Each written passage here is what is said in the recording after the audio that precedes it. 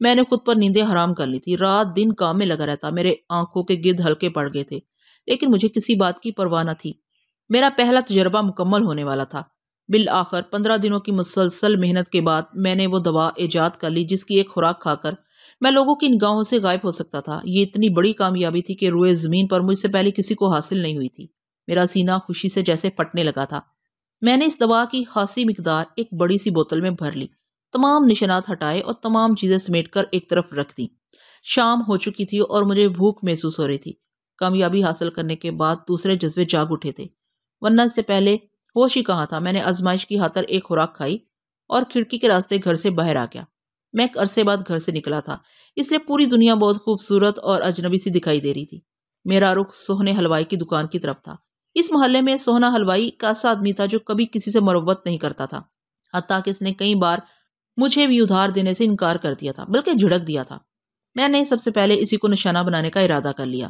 حلوائی کی دکان پر زیادہ رش نہیں تھا، صرف 2 آدمی کھڑے تھے جو میرے پہنچتے ہی مٹھائی لے کر چلے گئے۔ میں نے ایک شانے بے نیازی سے پیر اٹھا کر بینچ پر رکھا اور اطمینان سے ہاتھ بڑھا کر ایک گداز سی گلاب جامن اٹھا کر اپنے منہ میں رکھ لی۔ اس گلاب جامن کے بعد میں نے دوسری گلاب جامن اٹھائی اور اسی وقت حلوائی نے میرا ہاتھ پکڑ لیا۔ او بابو، تیرا کیا دماغ خراب ہو گیا ہے جو مٹھائی اٹھا اٹھا کر کھائے جا رہا ہے؟ میرا جی چاہا کہ اس سے کہہ دوں میں تو غائب ہوں، پھر اس نے میرا ہاتھ کیسے پکڑ رکھا ہے؟ مان خیال آیا کہ اگر میں غائب ہوتا تو یہ میرا ہاتھ کیسے پکڑ سکتا تھا؟ مجھے یقین نہیں آ رہا تھا کہ کیا ماجرا ہے، یقیناً کوئی گڑبڑ ہو گئی ہے۔ کیوں بھائی، کیا میں غائب نہیں ہوں؟ میں نے بکھلا کر پوچھ ہی لیا۔ ابھی تو نہیں، لیکن 2-4 ہاتھ پڑ گئے تو ضرور غائب ہو جاؤ گے۔ یہ کہہ کر اس نے میرا ہاتھ مروڑ دیا۔ ہاتھ میں تکلیف ہوئی تو مجھے احساس ہوا کہ میں غائب نہیں ہو سکا ہوں بلکہ حاضر ہوں۔ میں اپنی موجودہ حالت پر غور کرنے لگا، کیونکہ ناکامی پر ماتم بعد میں بھی کیا جا سکتا تھا۔ فی الحال تو یہ مسئلہ درپیش تھا کہ اس شخص سے کس طرح پیچھا چھڑایا جائے۔ میں تو تمہاری گلاب جامن چکھ رہا تھا بھائی، میں ہون کے گھونٹ پیتا لیکن مسکراتا ہوا بولا۔ کتنی لوگ ہیں؟ سوہنے نے جلدی سے میرا ہاتھ چھوڑ دیا۔ 1 کلو تول دو سونے بھائی، میں نے مریل سی آواز میں کہا۔ اس نے 1 کلو گلاب جامن تول دی تو میں نے ادائیگی کر کے لفافہ اٹھا لیا اور بصورتا ہوا گھر واپس آ گیا۔ میری سمجھ میں نہیں آ رہا تھا کہ یہ کیا ماجرا ہے، میرے ساتھ یہ سب کیا ہو رہا ہے، تجربہ ناکام کیوں ہو گیا؟ لیکن پھر گھر آ کر فوراً پتہ چل گیا کہ مجھ سے کیا غلطی ہوئی تھی۔ تجربے میں کوئی خامی نہیں تھی، بس میں نے ہی غلطی سے بجائے اس دوا کے ایک دوسری دوا کھا لی تھی۔ اس دوا کی بوتل بھی اس دوا جیسی تھی۔ اس مغالطے میں بجائے غائب ہونے کی دوا پینے کے کھانسی کا شربت پی کر باہر آ گیا تھا۔ اس بار میں نے بہت سوچ سمجھ کر وہی دوا استعمال کی اور دوسری تمام بوتلوں کو اس بوتل کے قریب سے ہٹا دیا اور ایک بار پھر اسی حلوائی کی دکان پر پہنچ گیا، لیکن احتیاطاً میں نے 1 کلو گلاب جامن کے پیسے جیب میں رکھ لیے تھے۔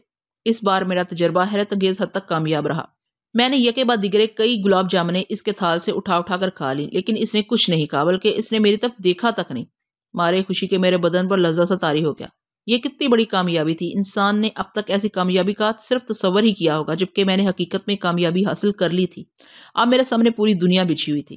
گلاب جامن کھانے کے بعد میں نے فاتحانہ انداز سے چاروں طرف دیکھا اور دکان سے اتر کر نیچے آ گیا، لیکن ابھی میں چند قدم ہی چلا ہوں گا کہ ایک کرخت آواز میرے کانوں سے ٹکرائی۔ اوئے بابو، پیسے تو دیتا جا۔ بہت ممکن تھا کہ یہ آواز کسی اور کو دی گئی ہو، کیونکہ میں تو سرے ہی سے غائب ہو چکا تھا، اس لیے میں نے کوئی دھیان نہیں دیا۔ لیکن جب سونے حلوائی نے پیچھے سے آ کر میری گردن پکڑ لی تب اندازہ ہوا کہ دراصل مجھے ہی پکارا گیا تھا۔ 5 گلاب جامنیں کھائی ہیں تم نے؟ سونا دھڑا، میں سب دیکھ رہا تھا، پیسے نکالو۔ مرتا کیا نہ کرتا، نہ صرف ان 5 گلاب جامنوں کے پیسے ادا کیے بلکہ اسے خوش کرنے کے لیے 1 کلو گلاب جامنیں اور خرید لی اور لدا پھدا اپنے گھر واپس آ گیا۔ جی چاہ رہا تھا کہ دیواروں سے سر ٹکرا ٹکرا کر رونا شروع کر دوں۔ خدا کی پناہ، کیسی ناکامی ہوئی تھی! ساری محنت اکارت گئی تھی اور 15 دنوں کی مسلسل محنت کا نتیجہ کیا ملا؟ 2 کلو گلاب جامنیں، اور وہ بھی خریدی ہوئی۔ نہ جانے اس فارمولے میں کہاں پر خامی رہ گئی تھی، کون سا جز کم رہ گیا تھا، آخر ایسا کیوں ہو رہا ہے؟ میں ایک بار پھر اس فارمولے میں ڈوب گیا۔ اس بار میں نے اسے بہت دھیان سے پڑھا۔ پھر میری سمجھ میں یہ بات آ گئی کہ کہاں پر کمی رہ گئی تھی۔ حالانکہ میں نے ہر ممکن احتیاط برتی تھی، لیکن انسان سے غلطی تو ہو ہی جاتی ہے، لہٰذا مجھ سے بھی غلطی ہو گئی تھی۔ میں اس فارمولے میں ایک اہم جز شامل کرنا ہی بھول گیا تھا۔ یہ بات پتہ چلی تو میرا دل پھر امیدوں سے بھر گیا۔ میں ایک بار پھر پاگلوں کی طرح کام میں مصروف ہو گیا، پہلے سے زیادہ محنت اور توجہ سے کام کیا۔ پھر بھی 15 دن لگ گئے اور 15 دنوں بعد میں نے وہ دوا تیار کر لی۔ اس بار میں نے بہت احتیاط برتی تھی، کوشش کی تھی کہ کسی قسم کی کوئی حماقت نہ ہونے پائے۔ اس لیے یقین تھا کہ اس بار میں اپنے مقصد میں کامیاب ہو گیا ہوں۔ دوا تیار ہوئی اور میں پہلے کی طرح اس دوا کی خوراک کھا کر گھر سے باہر آ گیا۔ اس بار مجھ سے کوئی بخلاہٹ سرزد نہیں ہوئی تھی۔ بظاہر سب کچھ ٹھیک ٹھاک تھا، اس کے باوجود میں نے جیب میں 1 کلو گلاب جامن کے پیسے ڈال لیے تھے تاکہ تجربہ ناکام ہونے کی صورت میں سونے حلوائی کو گلاب جامنوں کی ادائیگی کر کے پیچھا چھڑا سکوں۔ آج بھی حلوائی کی دکان خالی تھی۔ میں نے پہلے کی طرح ایک پیر بینچ کے اوپر رکھا اور ہاتھ بڑھا کر تھال میں رکھی ہوئی ایک گلاب جامن اٹھا لی۔ اس وقت میرا دل بری طرح دھڑک رہا تھا، یوں لگتا تھا جیسے سونا ابھی میری کلائی تھام لے گا، لیکن کچھ بھی نہیں ہوا۔ تاہم میں مطمئن نہیں تھا کیونکہ ایسا تو پہلے بھی ہو چکا تھا۔ 2-3 گلاب جامن نگلنے کے بعد میں چبوترے سے اترا اور دھیرے دھیرے ایک طرف چل پڑا۔ اس وقت مجھے یہی دھڑکا لگا ہوا تھا کہ اب حلوائی مجھے پکارے گا، لیکن جب اس کی آواز سنائی نہ دی تو میں جیسے خوشی سے پاگل ہو گیا۔ میرا تجربہ 100% کامیاب رہا تھا۔ سونا حلوائی ان لوگوں میں سے نہیں تھا جو اپنے پیسے کسی پر چھوڑ دیتے ہیں۔ میں یقین اور بے یقینی کے درمیان معلق تھا۔ کیا خدا نے میری سن لی تھی؟ میں جاتے جاتے مڑا اور آزمائشی طور پر ایک بالو شاہی اٹھا کر کھانی شروع کر دی، لیکن اس بار بھی سونا حلوائی انجان ہی رہا۔ اس نے میری طرف دیکھا بھی نہیں تھا۔ میں وجد کے عالم میں رقص کرتا ہوا حلوائی کے چبوترے سے اتر آیا۔ میں نے انسانی تاریخ کا سب سے بڑا کارنامہ انجام دیا تھا۔ پھر میں نے تجربے کے طور پر گلی سے گزرتے ہوئے ایک آدمی کے شانے پر ہاتھ رکھ دیا۔ اس نے چونک کر ادھر ادھر دیکھا، پھر سر چھٹکتا ہوا آگے بڑھ گیا۔ اس کے انداز سے ظاہر ہوتا تھا جیسے وہ خوفزدہ ہو گیا ہو۔ اب میں اس شہر کا بادشاہ تھا، شہنشاہ تھا۔ اس رات میں سو نہیں سکا۔ میرے ذہن میں منصوبوں کی یلغار ہو رہی تھی اور ان میں سے ہر منصوبے پر عمل کرنا چاہتا تھا۔ میں بنیادی طور پر ایک شریف آدمی ہوں۔ اگر میری جگہ کوئی اور ہوتا تو اس ایجاد سے نہ جانے کیسے کیسے فائدے اٹھانے کا ارادہ کر لیتا، لیکن میرا سب سے بڑا مقصد معاشرے کی اصلاح تھا۔ میں چاہتا تھا کہ لوگوں کو برائی سے روکا جائے۔ میں اس سلسلے میں اپنے غائب ہونے کی صلاحیت کو استعمال کر سکتا تھا، لیکن مجھے اپنی حالت بھی بہتر کرنی تھی۔ اس صلاحیت کی مدد سے اپنے لیے چھوٹے موٹے فائدے حاصل کر لینے میں کوئی مذائقہ نہیں تھا، لیکن جلد ہی سماج سدھار اسکیم دھری کی دھری رہ گئی۔ میں ایک اور ہی چکر میں الجھ کر رہ گیا۔ یہ چکر بہت ہی خوبصورت و حسین تھا۔ ایسا لگتا تھا جیسے خدا نے اس کی تحلیق کے بعد دوسری تمام لڑکیوں کی طرف سے منہ موڑ لیا ہو۔ میں نے جس وقت اسے دیکھا تو دعا کے اثر سے آزاد ہو چکا تھا۔ لڑکی نے میری طرف دیکھا تو اس طرح ناک بو چڑھانے لگی جیسے میرے منہ پر کالک لگی ہوئی ہو۔ میں نے اس وقت فیصلہ کر لیا کہ اس لڑکی کو ہر حال میں اپنا بناؤں گا۔ وہ مجھے راہ چلتے ہوئے ملی تھی۔ میں از خود رفتہ ہو کر رہ گیا۔ جی چاہا کہ دعا کی ایک خوراک پی کر اس کے قریب تر ہو جاؤں، لیکن یہ بات میری شرافت کو گوارا نہ ہوئی۔ میں نے خلوص نیت سے اسے اپنانے کا فیصلہ کر لیا۔ مجھے عام انسانوں کی طرح تعاقب کر کے اس کے گھر کا پتہ معلوم کرنا تھا تاکہ اس کے گھر پیغام بھجوا سکوں۔ اس میں کوئی برائی نہیں تھی، یہ ایک شرعی اور قانونی طریقہ کار تھا۔ پیغام بھجوانے کے لیے اس وقت میرے دل میں پڑوسی کی بیوی کا خیال آ گیا تھا۔ وہ میرا یہ کام کر سکتی تھی۔ لڑکی چلتی رہی اور میں بھی اس کے پیچھے چلتا رہا۔ ایسا لگتا تھا جیسے قدرت مجھے اس کے تعاقب کا موقع فراہم کر رہی ہو۔ کسی نے سچ کہا ہے، رشتے آسمانوں پر طے ہوتے ہیں۔ شاید اس لیے وہ لڑکی پیدل چل رہی تھی۔ چلتے چلتے ہم لوگ بہت دور نکل آئے، حتیٰ کہ جگہ پہلوان کے اکھاڑے تک پہنچ گئے۔ میں نے جگہ پہلوان کی بہت شہرت سن رکھی تھی، لیکن اسے دیکھنے کا اتفاق کبھی نہیں ہوا تھا۔ لڑکی نے اس اکھاڑے کا رخ کیا تو میری حیرت کی کوئی انتہا نہ رہی۔ وہ اکھاڑے سے ملحق ایک دروازے میں داخل ہو گئی اور میں بے وقوفوں کی طرح کھڑا رہ گیا۔ میری سمجھ میں نہیں آ رہا تھا کہ اس حسینہ کا جگے کے اکھاڑے میں کیا کام ہے، کس سے پوچھوں، کیا کروں۔ جلد ہی میری الجھن دور ہو گئی۔ اچانک اکھاڑے سے 3-4 پہلوان تن تناتے ہوئے باہر نکلے اور انہوں نے مجھے پکڑ لیا۔ میں بکھلا کر رہ گیا۔ میں نے بڑا زور لگایا لیکن ان کی گرفت سے نہ نکل سکا۔ چل بے اندر۔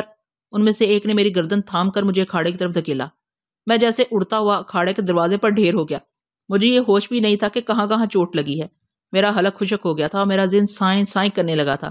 دوسرے پہلوان نے مجھے کسی گٹھری کی طرح اٹھایا اور اکھاڑے کے اندر دے پٹخا۔ میری تکلیف کا دائرہ کچھ اور بڑا ہو گیا۔ آنکھوں کے آگے ترمرے ناچنے لگے۔ اکھاڑا گردش کرتا ہوا محسوس ہو رہا تھا۔ میں نے اٹھنے کی کوشش کی لیکن مجھ سے اٹھا نہ گیا۔ مجھے جس آدمی کے سامنے لا پھینکا گیا تھا وہ ان سب سے زیادہ خطرناک معلوم ہو رہا تھا۔ اس نے ایک لنگوٹی باندھ رکھی۔ وہ پہلوان اور 2 پہلوان اس کی پشت پر مالش کر رہے تھے۔ وہ مجھے قہر آلود نگاہوں سے دیکھ رہے تھے۔ کیوں بے پدی؟ وہ پہلوان دھاڑا، تو نے ریشما کا پیچھا کیوں کیا؟ جانتا نہیں وہ جگہ پہلوان کی بہن ہے؟ اب میری سمجھ میں سب کچھ آ گیا۔ خدا نے کمل کا وہ پھول کیچڑ میں کھلا دیا تھا۔ بہرحال اس کے باوجود میرا حوصلہ پست نہ ہوا۔ عشق صادق شاید اسی کو کہتے ہیں۔ بولتا کیوں نہیں؟ ساتھ کھڑے ہوئے ایک پہلوان نے مجھے جھنجھوڑ دیا۔ میں نے کسی لڑکی کا پیچھا نہیں کیا، میں نے بکھلا کر جواب دیا۔ میں تو تمہارے پاس آ رہا تھا۔ میرے پاس؟ جگہ نے حیرت سے کہا، میرے پاس تیرا کیا کام؟ میں تمہارا شاگرد بننا چاہتا ہوں، میں نے جی کڑا کر کے کہا اور بدقت تمام اٹھ کھڑا ہوا۔ میرا شاگرد بنے گا؟ جگہ ہنس پڑا۔ اس کے ساتھ ہی دوسرے پہلوان بھی ہنسنے لگے۔ مجھے شدت سے غصہ آیا لیکن میں ان کے خاموش ہونے کا منتظر تھا۔ کسی کی ظاہری حالت پر نہیں ہنسنا چاہیے پہلوان۔ ان کے چپ ہونے کے بعد میں نے کہا، یہ میرا ظرف ہے کہ میں تمہارا شاگرد بننا چاہتا ہوں، ورنہ میں جب چاہوں تمہیں چونٹی کی طرح مسل دوں۔ اب میں غصے سے کانپ رہا تھا۔ مجھے ہوش نہیں تھا کہ میں کیا کہہ رہا ہوں۔ کیا بکتا ہے؟ جگہ بہت زور سے دھڑا۔ اس کی آواز پھٹ سی گئی۔ دوسرے پہلوانوں کے تیور بھی بدل گئے۔ سچ کہہ رہا ہوں، میں نے کہا۔ میرے ہاتھ پاؤں پر نہ جاؤ، جب چاہوں تمہیں رگڑ کر رکھ دوں گا۔ اچھا، جگہ تملا کر رہ گیا۔ تو مجھے ہرائے گا؟ آزما کر دیکھ لو۔ میں نے کہا مان مجھے احساس ہوا کہ میں نے زبان کو بے لگام کر کے کتنی بڑی مصیبت مول لے لی ہے، لیکن اب میں پیچھے بھی تو نہیں ہٹ سکتا تھا۔ ٹھیک ہے، جگا نے بے حد خراب لہجے میں کہا، اگر تو نے مجھے ہرا دیا تو جو مانگے گا دوں گا۔ سچ استاد؟ خوشی سے اچھل پڑا۔ دیکھو اپنی زبان سے پھرنا نہیں۔ ابے میں زبان سے پھروں گا؟ جگا دھاڑا، کسی کو ساتھ لے کر آنا، وہ تیری ہڈیاں سمیٹ کر لے جا سکے۔ ٹھیک ہے، میں آج رات بھر ریاضت کروں گا، مقابلہ کل رات ہوگا، بھول نہ جانا۔ ویسے اگر مرد کا بچہ ہے تو ضرور آئے گا۔ میں ضرور آؤں گا استاد۔ میں نے کہا مجھے تم سے کچھ مانگنا ہے۔ استاد تم اس پدی سے کیا مقابلہ کرتے ہو؟ جگے کا ایک پٹھا بولا۔ مجھے حکم دو۔ نہیں، جگے نے اپنے سینے پر ہاتھ مارا۔ اس نے مجھے للکارا ہے، میں خود اس سے مقابلہ کروں گا۔ میں جگے کو خداحافظ کہہ کر دھیرے دھیرے کراہتا ہوا اکھاڑے سے نکل آیا۔ میرا بدن کسی پھوڑے کی طرح دکھ رہا تھا، لیکن میں خوش تھا کہ مجھے اپنی منزل اتنی آسانی سے ملنے والی تھی۔ جگے سے مقابلے کے بعد میں ریشما کو حاصل کر سکتا تھا۔ میں جانتا تھا کہ وہ اپنے قول سے نہیں پھرے گا۔ جہاں تک جگے سے مقابلے کا تعلق تھا وہ میرے لیے کوئی بہت بڑا مسئلہ نہیں تھا۔ جگہ نہیں جانتا تھا کہ میرے پاس کون سا مہلک ہتھیار موجود ہے۔ میں اکھاڑے ہی میں اپنا لائے عمل مرتب کر چکا تھا۔ میں نے طے کر لیا تھا کہ اکھاڑے میں اترنے سے پہلے خود تو دعائے دلیری کی ایک خوراک لے لوں گا، اگر قسمت نے ساتھ دیا تو جگے کو دعائے بزدلی کی ایک خوراک دے دوں گا۔ اگلے روز میں نے دعائے دلیری کی ایک خوراک پی اور دعائے بزدلی ساتھ رکھ کر کوچہ جانے کی طرف چل پڑا۔ وہاں جگے کے تمام شاگردوں کے علاوہ اکھاڑے میں ورزش کرنے والوں کو بھی ہجوم تھا۔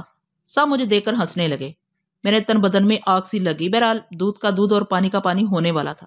جگہ پہلوان پوری طرح تیار تھا۔ وہ بہت غصے میں معلوم ہوتا تھا۔ میں نے نہایت ادب سے اسے سلام کیا، لیکن اس نے جواب نہیں دیا۔ اس کی بجائے اس نے نخوت سے مجھے تیار ہونے کا اشارہ کیا۔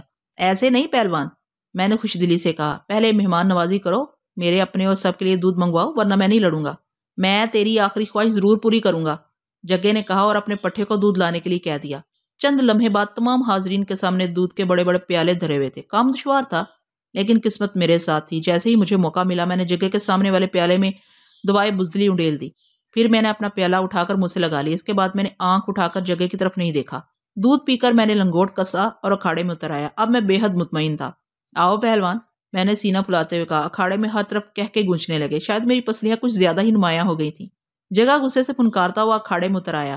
اس نے اپنے بدن پر اکھاڑے کی مٹی مل لی اور ایک نعرہ لگا کر میرے مقابل آ گیا۔ میری کوشش یہی تھی کہ کچھ دیر خود کو اسے بچاتا رہوں۔ دوا کا اثر کسی بھی وقت شروع ہو سکتا تھا، لیکن اسی چکر میں میرا پیر رپٹ گیا اور میں چاروں شانے چت ہو گیا۔ یہ دیکھتے ہی جگہ بدمست ہاتھی کی طرح میری طرف بڑھا۔ اس نے ایک زوردار ٹھوکر مارنا چاہی تھی، لیکن میں پھسلتا ہوا اس کی پہنچ سے دور ہو گیا۔ مجھے اپنے سارے وجود میں جوش اور ولولے کی ایک تیز لہر گردش کرتی ہوئی محسوس ہو رہی تھی۔ ابھی میں کھڑا ہوا ہی تھا کہ جگے نے مجھے اپنی گرفت میں لے لیا۔ اب گویا وہ مجھ سے معانقہ کر رہا تھا۔ میرا برا حال تھا، تمام ہڈیاں کڑکڑا رہی تھیں۔ اس عالم میں بھی میرے حوصلے میں کوئی کمی نہیں آئی تھی۔ میں نے اس کے کئی ہاتھ مارے، لیکن اس پر کوئی اثر نہ ہوا۔ اس کے برعکس اس کی گرفت مزید سخت ہو گئی، اور شاید اس پر دوا کا اثر ابھی شروع نہیں ہوا تھا۔ پھر اچانک جگے نے مجھے چھوڑ دیا اور میں کسی مردہ چھپکلی کی طرح زمین پر گر گیا۔ اس وقت ہلنا بھی میرے لیے دوبھر تھا، لیکن میں سوچ سکتا تھا کہ میرے حوصلے میں کمی نہیں آئی تھی، بلکہ وہ پہلے سے بڑھ گیا تھا۔ جی چاہ رہا تھا کہ اٹھوں اور جگہ پر ٹوٹ پڑوں، لیکن میرا جسم میری خواہش کے مطابق عمل نہیں کر سکتا تھا۔ اس وقت مجھے اندازہ ہوا کہ محض حوصلے اور دلیری سے کچھ نہیں ہوتا، جسم میں جان بھی تو ہونی چاہیے، اور آدمی کو داؤ پے سے بھی آگاہ ہونا چاہیے۔ بہرحال جیسے ہی جگہ پر بزدلی حملہ ور ہوگی تو یقیناً صورتحال میرے حق میں ہو جائے گی۔ میں یہ سوچ کر مطمئن ہو گیا۔ میں بے جان سا مٹی پر پڑا تھا اور وہ مجھے چڑھا رہا تھا، چیلنج دے رہا تھا۔ جسم میں جان نہ ہونے کے باوجود میرے حوصلے اور دلیری نے مجھے پاؤں پر کھڑا ہونے میں مدد دی، لیکن میرا اٹھنا قیامت ہو گیا۔ اس مرتبہ جگہ نے مجھے اپنی گرفت میں لیے بغیر ہی میری مرمت شروع کر دی۔ جب تک جسم میں جان رہی میں اپنے قدموں پر کھڑا رہا، بالآخر ڈھیر ہو گیا۔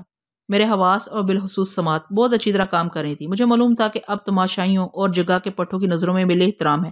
شاید وہ میری قوت برداشت اور حوصلے کے معترف ہو گئے تھے، لیکن میں اس بات کا منتظر تھا کہ دعائے بزدلی جگہ پر کب اثر دکھاتی ہے۔ پھر اچانک ہی میری سماعت سے وہ مکالمے ٹکرائے اور امید کی واحد کرن بھی اندھیرے میں ڈوب گئی۔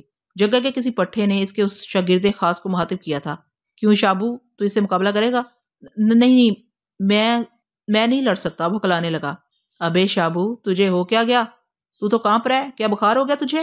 پٹھے کی آواز سنائی دی۔ پھر شاید اس نے شابو کا ہاتھ تھام کر دیکھا تھا۔ ابے بخار کیسا، تیرے تو ہاتھ پاؤں ٹھنڈے ہو رہے ہیں۔ میں گھر جاؤں گا، مجھے ڈر لگ رہا ہے۔ شابو پھر ہکلایا۔ یہ مکالمے جگے نے بھی سنے اور دھڑا تھا۔ شابو بزدل دفع ہو جائے یہاں سے، اور دوبارہ صورت مت دکھانا مجھے۔ اس کے ساتھ ہی سارا چکر میری سمجھ میں آ گیا۔ میں جگہ کے سامنے والے پیالے میں دعائے بزدلی ملا کر مطمئن ہو گیا تھا۔ پھر میں نے اس طرف سے نظریں ہی پھیر لی تھی۔ اس دوران میں غالباً جگے نے اپنا پیالہ اپنے شاگرد خاص کی طرف بڑھا دیا تھا۔ ہونہار کا پہلوانی میں مستقبل تاریخ ہو گیا تھا، اور ساتھ ہی میرا منصوبہ بھی برباد ہو گیا تھا۔ گلو خلاصی کی کوئی صورت نہیں تھی. مجھے اپنی مرمت کا تو غم نہیں تھا، البتہ یہ دکھ ضرور تھا کہ میں ریشما سے محروم رہ جاؤں گا. ان سب باتوں کے باوجود میری دلیری میں کوئی فرق نہیں آیا تھا. چنانچہ جب جگے نے طنزیہ لہجے میں مجھ سے کہا، ابے کب تک یہاں بیٹھا اینٹتا رہے گا؟ یہ تیرے بابا کے گھر کا بستر نہیں ہے؟ تو میں نے جانے کیسے اٹھنے کی ہمت پیدا کی اور جگہ پر چھبڑ پڑا. وہ تیار نہیں تھا. اس کے سنبھلتے سنبھلتے میں نے کئی کرارے ہاتھ جھاڑ دیے. وہاں موجود ہر شخص سناٹے میں آ گیا. خود جگہ بھی بھونچکا رہ گیا تھا. پھر فقطن ہی میں نے اس کے چہرے پر غصے کی سرخی ابھرتے دیکھی. اس کے بعد میری وہ ٹھکائی ہوئی کہ الالمان، لیکن میں پٹنے کے باوجود ڈٹا رہا. ہر بار وہ مجھ سے پوچھتا، کہا ماننا ہے، اور میں انکار کر دیتا. میری جان اس وقت چھوٹی جب میں بے ہوش ہو گیا. ظاہر ہے آدمی بے ہوشی کی حالت میں ہار ماننے سے انکار نہیں کر سکتا. ہوش آیا تو میں کھاڑے کے باہر نالے کے پاس پڑا تھا. میں اپنے گھر کس طرح پہنچا یہ داستان طولانی ہونے کے ساتھ ساتھ بے حد دردناک بھی ہے. گھر پہنچ کر میں نے آئینے کے سامنے کھڑے ہو کر دیکھا تو خود پر اس وقت ہیروشیما کا گمان ہوا جس پر ایٹم بم گرے صرف چند منٹ ہوئے ہوں.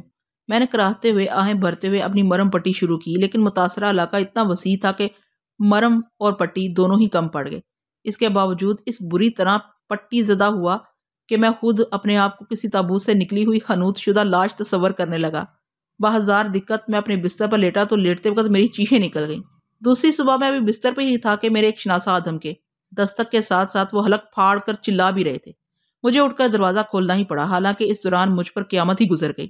دروازہ کھلتے ہی وہ اندر گھس آئے. خدشہ تھا کہ مجھے اس حال میں دیکھ کر وہ چیخیں مارتے ہوئے بھاگ کھڑے ہوں گے، لیکن انہوں نے مجھے دیکھ کر زور زور سے ہنسنا شروع کر دیا. بھائی مان گئے تمہیں، انہوں نے اپنی ہنسی میں بریک لگا کر کہا. کیا بہروب بھرا ہے؟ کیسا بہروب متعین صاحب؟ میں برا مان گیا، میں شدید زخمی ہوں. چھوڑو بھی یار. انہوں نے کاندھے پر ایک زوردار ہاتھ رسید کر دیا. مجھے معلوم ہے کہ آج 1 اپریل ہے. مجھے بھی یاد آ گیا کہ آج 1 اپریل ہے. میری روایت تھی کہ اس روز اپنے دوستوں سے مذاق کیا کرتا تھا، لیکن اس دن وہ روایت میرے گلے پڑ گئی. میں ابھی متین صاحب کا پہلا حملہ برداشت نہیں کر پایا تھا کہ انہوں نے دوسرا ہاتھ رسید کر دیا. میری تو جان ہی نکل گئی. ادھر متین صاحب کو اس کھیل میں لطف آنے لگا تھا. میں جتنی منت سے مدد کرتا وہ اتنے ہی زور سے ہاتھ مارتے. نوبت باقاعدہ کشتی تک پہنچی، جبکہ میں جگہ پہلوان کے بعد کسی مچھر سے ہاتھا پائی کرنے کا بھی متحمل نہیں ہو سکتا تھا. متین صاحب کا خیال تھا کہ میں نے زندگی کا کامیاب ترین عملی مذاق پیش کیا ہے. ان کا کہنا تھا کہ مجھے فلم اور ٹی وی والوں سے رجوع کرنا چاہیے. بلاخر میرے زخموں سے پھر خون رسنے لگا اور میں بے ہوش ہو گیا. مجھے بے ہوش ہوتا دیکھ کر متین صاحب کے ہاتھوں کے طوطے اڑ گئے. انہوں نے چیخ چیخ کر تمام محلے والوں کو اکٹھا کر لیا. بہرحال جب مجھے ہوش آیا تو میرے گرد خاصا مجمع لگا ہوا تھا. ارے صاحب، میں تو انہیں دیکھتے ہی بھانپ گیا تھا، یہ بری طرح زخمی ہے، متین صاحب محلے والوں سے کہہ رہے تھے. میرا جی چاہا کہ چیخ چیخ کر بتا دوں کہ اس شخص نے میرے ساتھ کیا سلوک کیا ہے، لیکن منہ کھولنے کی کوشش میں مجھے اپنا جبڑا چٹکتا ہوا محسوس ہونے لگا. میں نے بکھلا کر منہ بند کر لیا، ہونٹ بیچ لیے. بہرحال مجھے ٹھیک ہونے میں 15 دن لگے. اس دوران میں محلے والوں نے میرا بہت خیال رکھا. حالت کچھ بہتر ہوئی تو یار لوگ یہ جاننے پر مصر ہو گئے کہ مجھے کیا حادثہ پیش آیا تھا. عجیب افتاد تھی، سچ بول نہیں سکتا تھا اور انہیں مطمئن کرنا بھی ضروری تھا. چاروں نچار میں نے ایک کہانی گھڑ کر سنا دی. اس رات میں نے بروس لی کی فلم کا پہلا شو دیکھا. میں نے انہیں بتایا. فلم دیکھ کر نکلا تو ایک اندھیری گلی سے گزرتے ہوئے دیکھا کہ ایک شخص ایک لڑکی سے دست درازی کر رہا ہے. میں نے فوراً مداخلت کی کیونکہ ہر لڑکی کو اپنی عزت سمجھتا ہوں. لڑکی تو کھسک گئی، لیکن وہ شخص میرے گلے پڑ گیا. قریب سے دیکھنے پر معلوم ہوا کہ وہ جاپانی ہے. میں نے بھی بروس لی کی فلموں سے بہت کچھ سیکھا ہے، چنانچہ میں بھیڑ گیا. داؤ پئی تو مجھے بہت آتے ہیں، لیکن انہیں استعمال کرنے کا موقع نہیں مل سکا. میں بہت زخمی ہو گیا، لیکن ڈٹا رہا. تنگ آ کر وہ بھاگ اٹھا. میں کافی دیر تک اس کے پیچھے بھاگا. پھر زخموں کی تکلیف نے مجھے نڈھال کر دیا، ورنہ وہ بدبخت مجھ سے بچ کر نہیں جا سکتا تھا. محلے والے صاحب میری اس داستان سے بے حد متاثر ہوئے. ان کی نگاہوں میں میرے لیے بڑا احترام تھا. کچھ لوگ تو باقاعدہ اش اش کرنے لگے تھے. وہ میری زندگی کی پہلی گپ تھی جو بہت متاثر کن ثابت ہوئی تھی. میں دلی میں بہت خوش ہوا، لیکن اس گپ کے شدید نتائج کا اندازہ مجھے شام کو ہوا جب تھانے کا SHO اور 2 کانسٹیبلوں کے ساتھ میرے گھر پر آ دھمکا. معلوم ہوا کہ وہ جھوٹ بول کر میں نے خود اپنے پیروں پر کلہاڑی مار لی ہے. پولیس والوں کو دیکھ کر ہمیشہ میری حالت غیر ہو جاتی ہے. میں ٹکر ٹکر تھانے دار کی طرف دیکھنے لگا.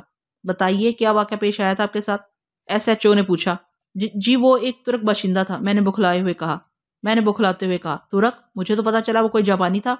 تھانے دار نے کڑی نظروں سے میری طرف دیکھا. جی ہاں جاپانی ہی تھا. دراصل میں ترکوں اور جاپانیوں میں تمیز نہیں کر پاتا. بہرحال ہمیں اس کا حلیہ لکھوا دیجیے. ایسی وارداتیں پہلے بھی ہو چکی ہیں. جی ایسی وارداتیں؟ جی ہاں، ایسی وارداتوں میں ایک جاپانی ہی ملوث ہے، لیکن کوئی بھی اس کا حلیہ نہیں بتا سکا. آپ نے سے حاسی دیر مقابلہ کیا تھا، لہٰذا اس سلسلے میں یقیناً ہماری مدد کر سکتے ہیں. خدا کی پناہ. میں نے اپنی آنکھیں بند کر لیں. کیسا خوفناک اتفاق تھا. میں بلا وجہ چکر میں پھنس گیا تھا. بہرحال میں نے تصور کو کام میں لاتے ہوئے اس غریب جاپانی کا خلیہ بیان کر دیا جسے میں نے کبھی خواب میں بھی نہیں دیکھا تھا. محرر نے میرا بیان لکھا اور پھر مجھے اس پر دستخط کرنا پڑے. ان کے جاتے ہی میں نے سوچا کہ یہ مکان چھوڑ کر بھاگ نکلوں۔ میں نے عجیب مصیبت مول لے لی تھی، مجھے نہیں معلوم تھا کہ زندگی کا پہلا جھوٹ اس قدر مہنگا پڑے گا۔